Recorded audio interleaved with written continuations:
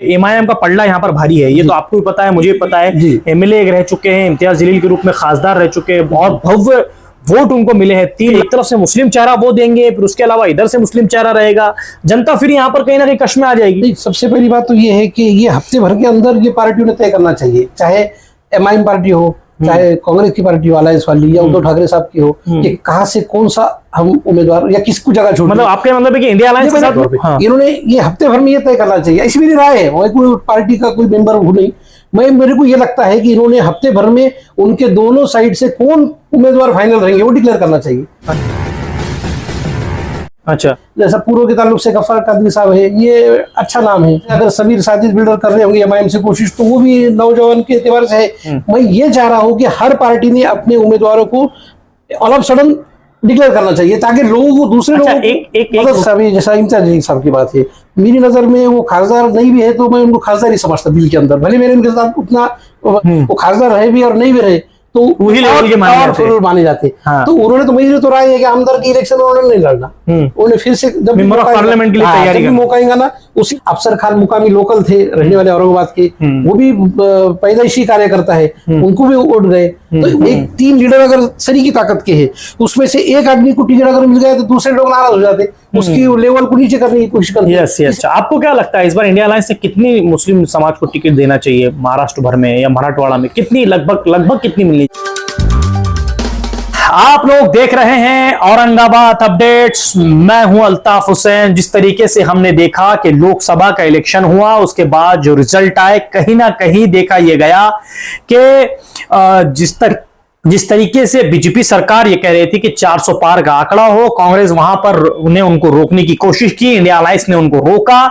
और हमने औरंगाबाद में जब ऐसे लोग भी मौजूद होते हैं जो सियासत से जिनका ताल्लुक तो नहीं होता, लेकिन कहीं ना कहीं उनकी नजरें सियासत की तरफ बरोबर होती है, जो पढ़े लिखे लोग होते हैं, जो समझदार होते हैं, जिनको लॉ की समझ है, और ऐसे भी लोग मौजूद होते हैं जो लोग अक्सर, खास बात उनकी ऐसी होती है कि सियासत की तरफ उनका रुझान नहीं नजर आता, लेकिन सियासत की सारी मालूमात उनकी होती है, जो सजेशन देते हैं लोगों को कि भाई किस तरीके से इलेक्शन लड़ना चाहिए, इलेक्शन में किस तरीके का माहौल बनता है।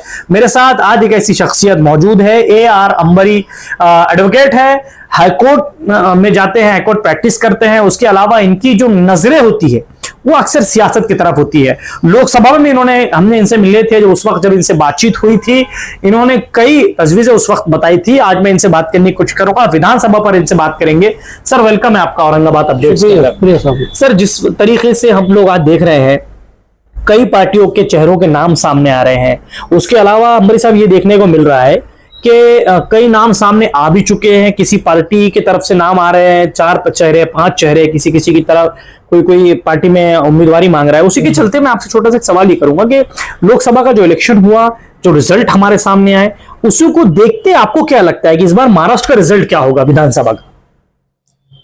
जहां तक इसमें राय देने की बात यह है कि महाराष्ट्र का ओवरऑल क्या रिजल्ट होना चाहिए, या आपका ये सवाल है, तो सीधी बात ये समझ में आती है आज के हालात के एतबार से कि जैसा शरद पवार साहब हो गए, उद्धव ठाकरे का मामला हुआ, और उसके साथ साथ कांग्रेस का जो अलायंस है जी, इनके लिए अच्छा मौका है ऐसा। हाँ, बिल्कुल अच्छा मौका है। और इसके साथ साथ हमारे को इनको भी अंडर एस्टिमेट नहीं करना है, चाहे बीजेपी हो, चाहे शिंदे सेना हो, अजित पवार साहब का भी हो, क्योंकि आखिर में मेरी नजर तो इन पर इस तरीके से पड़ती है कि जितने भी डिग्निफाइड माने जाने जो लोग हैं राजकारण में, जी, सबकी फिक्र ये है कि कौम का भला हो, समाज का भला हो, देश का भला हो। लेकिन मसला कहां पर आता, जब वो सैक्रिफाइस नहीं करना चाहते, कुर्बानी नहीं देना चाहते, या किसी कौम को रिप्रेजेंटेशन नहीं देना चाहते, तो वहां पे थोड़ा सा मसला आता है कि ये लोग खुद चाहते कि इस तरीके की राजकारण हो जो जिसको हम जातिवाद बोलते जी। तो होना ये चाहिए, जैसा लोकसभा में भी अलायंस का काम था, कांग्रेस के अलायंस का, कि भाई 1 आधा सीट बम्बई से कम मुसलमानों को देना चाहिए, ये ठीक था, और वहां से चांसेस भी थे। और जहां तक इसके अलावा भी जो विधानसभा जो आ रही है, जिसमें आपका सवाल है, तो मैं अपनी तरफ से ओवरऑल महाराष्ट्र की राय तो ये है कि ये इस वक्त हालात थोड़े से चेंज होने वाले हैं। बीजेपी के लिए थोड़ा सा मसला आ सकता, ऐसा थोड़ा नजर आ रहा, लेकिन ऐसा नहीं है कि बीजेपी काम नहीं करती, अपने एजेंडे उनके भी है, सोशल रिफॉर्म्स के भी है, लेकिन जहां पर वो जातिवाद का मसला आता तो उनको आधा बदनाम भी किया जाता है, ऐसा भी मेरे को कभी कभी महसूस होता। हालांकि मैं उनकी तारीफ नहीं कर रहा हूँ, मैं उनकी भी तारीफ नहीं कर रहा हूँ, जो लोग पूरे के पूरे जमात को लेकर चलना चाहते हैं, तो जितने समाज हिंदुस्तान में रहते हैं हमारे पास, हिंदू मुस्लिम सिख ईसाई बौद्ध जितने भी सारे रहते हैं, सबको लेके चलने वाली जो पॉलिटिकल सोच होना चाहिए वो बहुत कम नजर आ रही है। कम नजर आ रही है, थोड़ा हाँ, सा हाँ, हाँ। चेंजेस हो जा रहा है उसमें, कहीं ना कहीं आपको चेंजेस उसमें नजर आता है। अपना वोट, अपनी जात, अपनी कौम, अपने लोग, ये नहीं होना चाहिए, क्योंकि हम सब भारत के नागरिक हैं, सभी एक है। हमारे देश से उतना प्यार होना चाहिए जितना कि रिक्वायर्ड है। तो इस लिहाज से इस तरीके की पॉलिटिक्स इसके आगे चलने को होना जिसमें जात पात का कोई हिस्सा नहीं होना। वकील साहब, जिस तरीके से देखा जा रहा है कि हर पार्टी, जैसे कांग्रेस के मुस्लिम उम्मीदवार हो या राष्ट्रवादी के हो, ये कह रहे हैं कि इस बार, जैसे कि आज ही हमने एक जगह बात की तो उनका ये कहना था उम्मीदवार का कि भाई अभी इस बार जो है राष्ट्रवादी कांग्रेस हो या शिवसेना हो या उसके अलावा कांग्रेस हो, इन्होंने मराठवाड़े में, बल्कि महाराष्ट्र के अंदर 36 जिले हैं, उसमें कहीं ना कहीं हर जिले में एक तो भी उम्मीदवार मुस्लिम समाज का देना चाहिए। इसमें आपकी बात बहुत ज्यादा दुरुस्त है और उन्होंने देना भी चाहिए, लेकिन होता क्या, सबसे पहले वो लोग ये सोचते हैं, जो राजकारण की पार्टियों के बड़े बड़े लोग हैं, कि कहां पर मुस्लिम बहुल इलाका है, वो जैसा ये सोचते हैं तो वो जातिवाद पे टर्न हो जाता। अब दूसरा नुकसान उसमें ये होता कि यार जहां पर मुसलमानों की आबादी है, तो वो मुसलमान ये चाहते कि मैं भी खड़े, जिसकी हैसियत 500-1000 वोट की है, वो भी चाहता है कि मैं इलेक्शन लड़ूं। मतलब होता ही है कि मुसलमानों के कैंडिडेट ज्यादा खड़े हो जाते हैं, जिनको डिपॉजिट भी वो नहीं कर सकते, बचा नहीं सकते। तो मेरी ये नजर में बात आती है कि जितने, मिसाल के तौर पर औरंगाबाद शहर, तो मैं ये चाहता हूं कि मध्य हो या फिर तुम्हारे पूर्व हो, यहाँ पे मुस्लिम बहुल है, जहाँ पे एक सीट आ सकता, एक सीट आ सकता, लेकिन उसके लिए कुर्बानी इन लीडर लोगों ने देना चाहिए। जो भी खड़े रह रहा या खड़े रहना चाह रहा कंटेस्ट करने के लिए, मेरी नजर में वो लीडर है, चाहे वो कितना काबिल है नहीं है वो तो लोग भी बताएंगे, लेकिन मेरी नजर में वो लीडर है। तो मैं ये चाहता कि ये खड़े रहने वाले लीडर एक जगह आ जाए, उन्होंने तय करना चाहिए कि हमको इस वक्त खड़े करना है, एक ही आदमी को खड़े करने का, और दूसरे लोगों ने उसके लिए कुर्बानी देना चाहिए, क्योंकि सबके खड़े रहने से कोई भी नहीं आता। और फिर बात होती है पार्टी ने टिकट नहीं दिया, पार्टी को कोई लॉस नहीं है।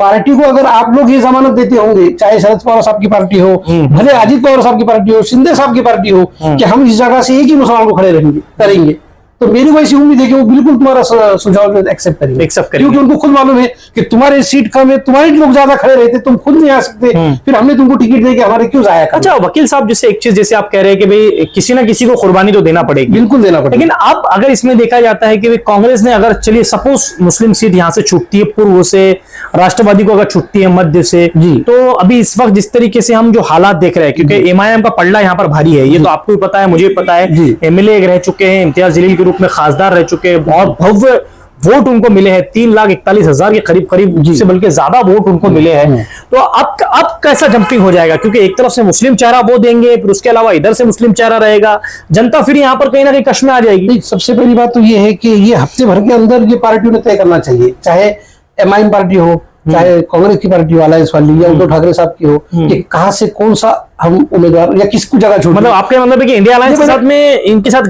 होना चाहिए, बातचीत होना चाहिए। गठबंधन की बात मैं नहीं कर रहा हूँ, मैं ये बोलना चाह रहा कि एमआईएम पार्टी मिसाल के तौर पे, इन्होंने ये हफ्ते भर में ये तय करना चाहिए, ऐसी मेरी राय है, मैं कोई पार्टी का कोई मेंबर हूं नहीं, मेरे को ये लगता है कि इन्होंने हफ्ते भर में उनके दोनों साइड से कौन उम्मीदवार फाइनल रहेंगे वो डिक्लेयर करना चाहिए। अच्छा, उससे एक बेनिफिट क्या होगा कि नए लोग उसमें हिम्मत नहीं करेंगे, जैसा आपने बोल रहे कि भाई यहाँ पे एमआईएम का अच्छा बोलबाला है, अगर ऐसा है तो इन्होंने कैंडिडेट ओपन करना चाहिए, ताकि दूसरे लोगों ने फिर खड़े रहने की हिम्मत नहीं करना, इससे मुराद ये कि सपोर्ट करना, मतलब ये कि जो आ जाए, जो मतलब जो लोग खड़े रहने वाले हैं उन लोगों से बातचीत हो सकती है, वो फिक्स भी हो जाती है। मिसाल के तौर पे भी अच्छे नाम है, जैसा पूर्व के ताल्लुक से गफ्फार कादरी साहब है, ये अच्छा नाम है और उनका पीछे इलेक्शन का रिकॉर्ड भी अच्छा रहा। उसके बाद इधर से अगर समीर साजिद बिल्डर कर रहे होंगे एमआईएम से कोशिश, तो वो भी नौजवान के एतबार से है, हालांकि मैं कोई एमआईएम का मेंबर नहीं हूँ। मैं ये चाह रहा हूँ कि हर पार्टी ने अपने उम्मीदवारों को ऑल ऑफ सडन डिक्लेयर करना चाहिए, ताकि लोगों को दूसरे लोगों को एक सवाल मैं आपसे वकील साहब इस तरीके पूछूंगा, क्योंकि पिछली बार जो मेंबर ऑफ पार्लियामेंट रहे इम्तियाज जलील साहब,